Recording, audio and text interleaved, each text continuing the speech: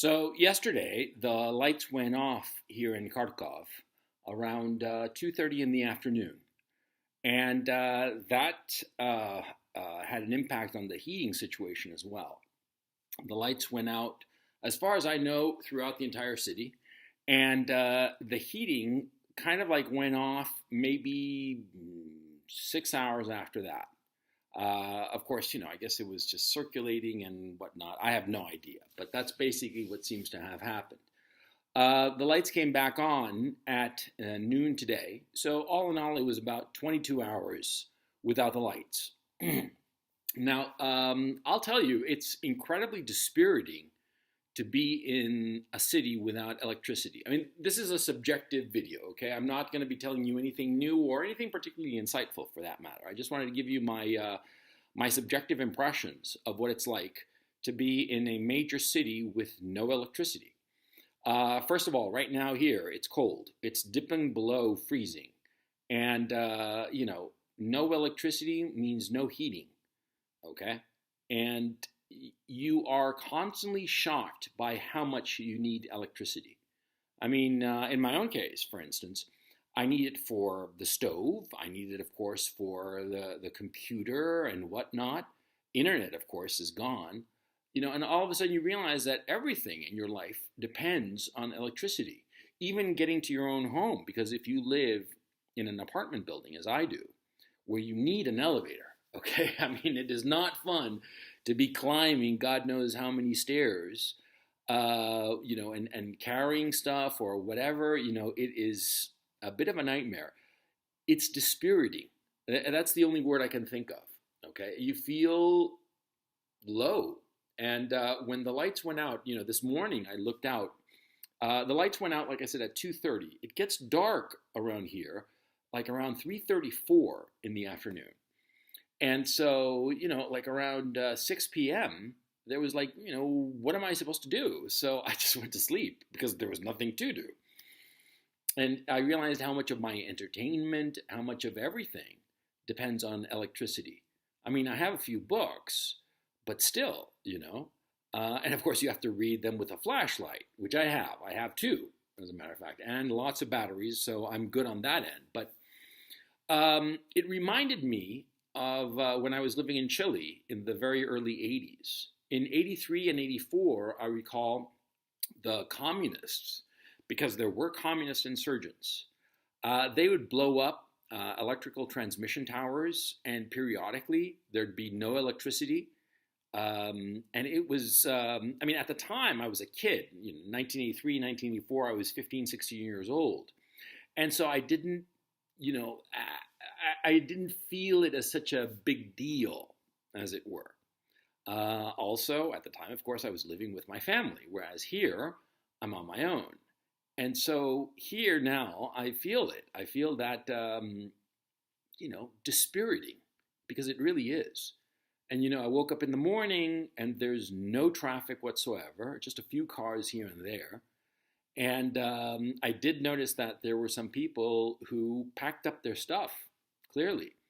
And I saw them, going down the staircase. They were carrying their belongings and they had decided that, they were going to leave the city. I mean, they were carrying enough stuff after losing the lights that it was clear what their intentions were. Now, in my case, I'll admit, I was thinking, should I leave? Should I not leave?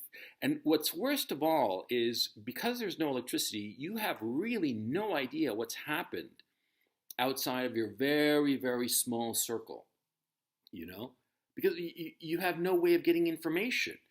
I mean, like, the lights went out in the whole city. And so there's nothing. There's no TV. There's no internet. For all I knew, the whole world could have gone up in smoke in a nuclear fireball, in a nuclear war. I wouldn't have known, And so it was eerie. It was truly eerie. And of course, back in 83 and 84, my life did not revolve around so many people who are so far away. I mean, when I was growing up in the early 80s, there was no internet, there was no cell phones, there was none of that. But here, with no electricity, no cell phones, no internet, no idea of what's going on in the world beyond you. and it is deeply creepy. It really freaks you out. And the electrical devices that you might have, laptop, computer, iPad, iPhone, whatever, you start like husbanding the energy and worrying and turning down the brightness of the screen so as not to suck up any more juice from the batteries. Because you want to keep them at least functioning. I mean, you don't need them right away, but you're figuring maybe at some point I will. You also start thinking to yourself, if I see anybody with a generator, and I saw a few people, or passed by, I mean, I could hear the engine coming from some building, and I realized that they had a generator of some sort. You think to yourself, well, better carry, a plug so that, I can charge my devices if they're kind enough to allow me. A couple of people actually were. It was very nice of them. But the thing is, see, you feel scared. Mm-hmm. It's not so much that you're worried about something that's going to happen to you. It's that you have no idea what's going on in the wider world. I mean, you feel really isolated. At least that's my subjective perception. Mm-hmm. And I have to say, cutting the lights truly is dispiriting. I keep going back to that word because that's the truth of it. Everybody I saw just looked a little bit down.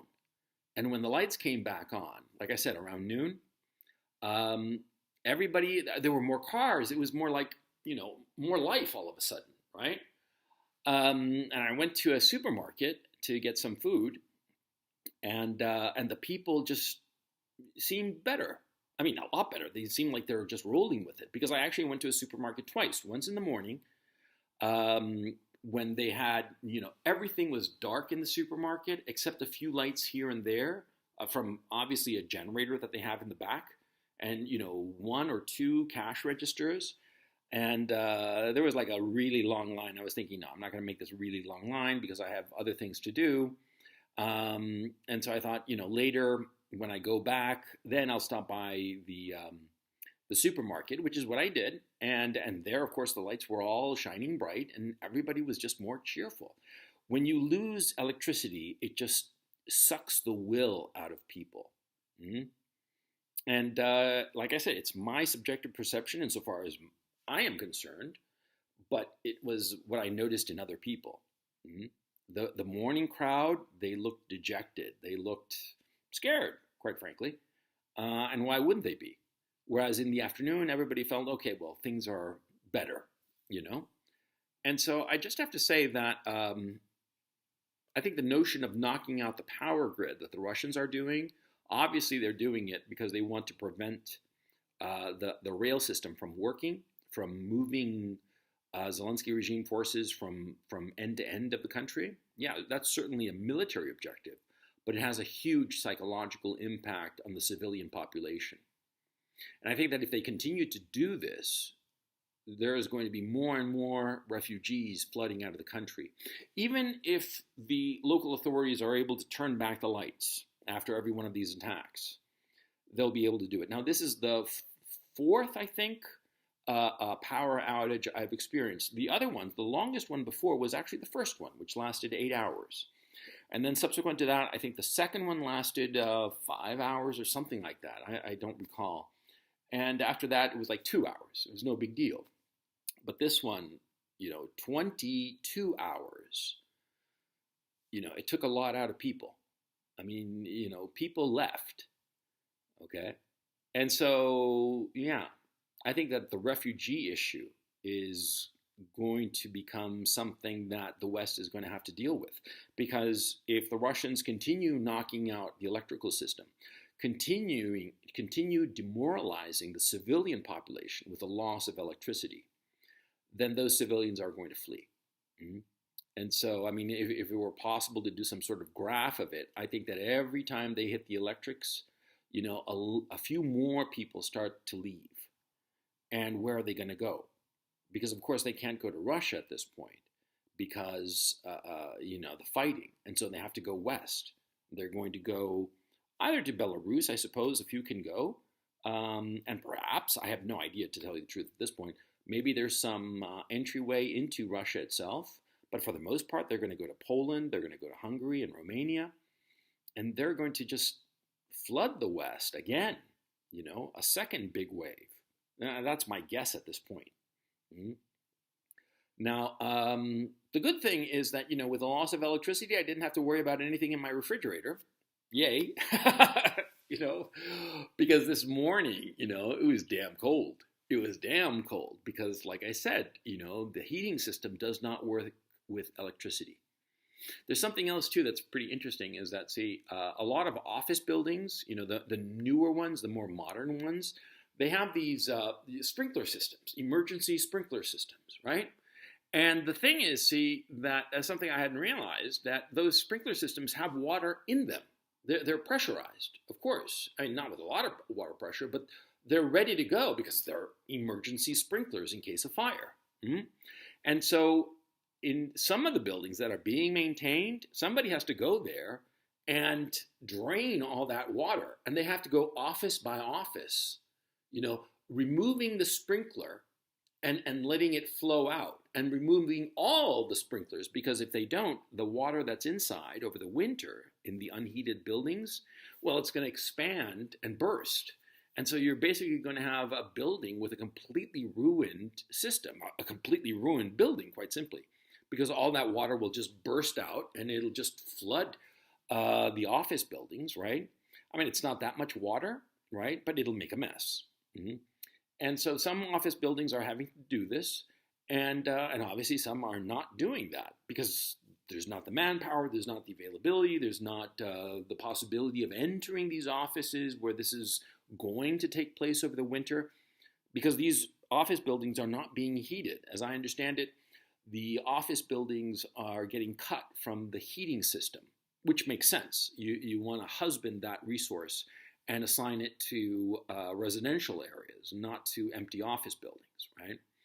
So yeah, there is a little data point, but in general, I think that this is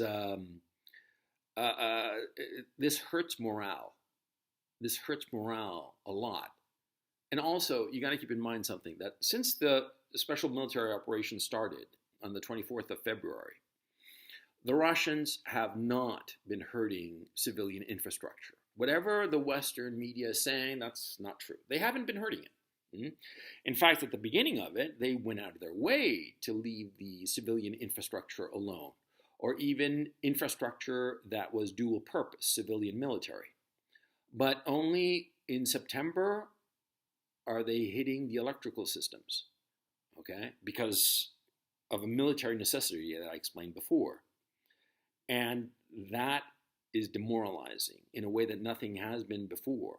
Because, before losing electricity, before you could say, oh yeah, there's a war going on, but people kind of like went along their lives.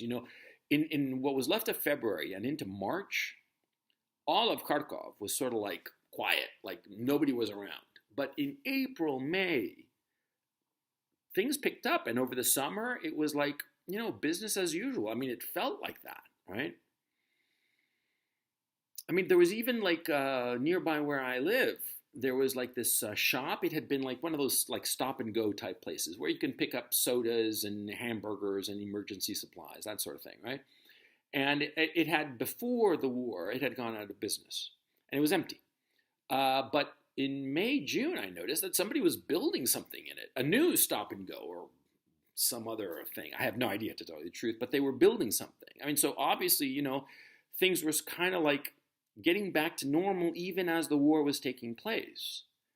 But when you lose electricity, especially for a prolonged period of time, and you know exactly why, then it's demoralizing. It's dispiriting. Yeah. And so, yeah.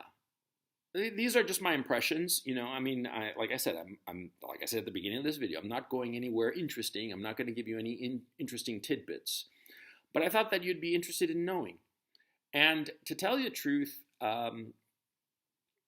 in the early 80s, when the communist quasi-insurgency, because it didn't quite break out, but they were trying to. They were robbing banks and blowing up stuff so they could get the money to buy the weapons to have a real insurgency. And that happened in the early 80s. And, know because I was there, right? And so when that was happening, there was a sense, a collective sense, that, these bastards are screwing with our lives by cutting electricity. We got to squash them. That was the generalized consensus, okay? And people were happy. Even left-wingers were happy for the Pinochet dictatorship to really go and squash these communist terrorists, really, because they were terrorists, okay? There was a collective sense that, screw these people. They can't be messing with our lives by turning out the lights every other day, which for a while, especially in '84, I recall, was happening. Mm-hmm. But here it's different because there's the collective sense that, oh boy, we're dealing with something far bigger than ourselves. We can't squash it. And the authorities in charge can't squash it and just like be done with it. Okay? And that difference, actually, now that I say this and verbalize it to you, I think that that's the biggest difference. Because, like I said, in the early 80s, there were all these power outages, and they were much, much more than what's going on here in Kharkov now. But there was a sense of, these guys are annoying us. Just stop it already. It wasn't so dispiriting. It was annoying, but it didn't, demoralize people. But this is. I'm just saying that just to give you, like I said, these subjective impressions. And yeah, that's all I have to say for today. Know what's going on.